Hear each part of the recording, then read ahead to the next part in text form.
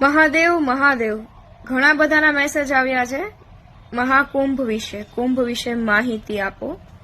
તો અત્યારે બધી જગ્યાએ એનું જ ચાલી રહ્યું છે, કારણ કે આ વર્ષે 2025માં જે કુંભ થવાનો છે તે મહાપૂર્ણ કુંભ છે, જે 144 વર્ષ પછી થાય છે.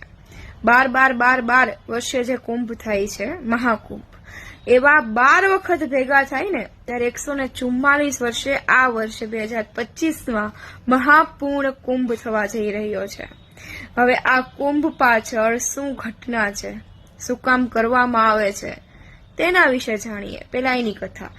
તો સૌ પ્રથમ તો જ્યારે દેવો અને દાનવો વચ્ચે યુદ્ધ થયું, સમુદ્ર મંથન થયું, એમાંથી વિષ નીકળ્યું. ખબર તો છે જ બધાને કે મહાદેવે ધારણ કર્યું કંઠમાં અને નીલકંઠ કહેવાણા. પછી એમાંથી અલગ અલગ પ્રકારની 14 વસ્તુ નીકળી. છેલ્લે નીકળ્યું છે અમૃત.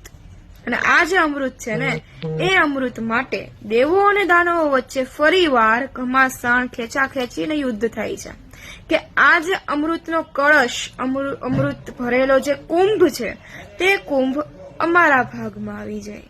એટલે દેવો અને દાનવો વચ્ચે ફરીવાર ખેંચીને યુદ્ધ થાય છે. આગળની વાત બીજા વિડીયોમાં જાણીએ. બાકી બોલો મહાદેવ હર.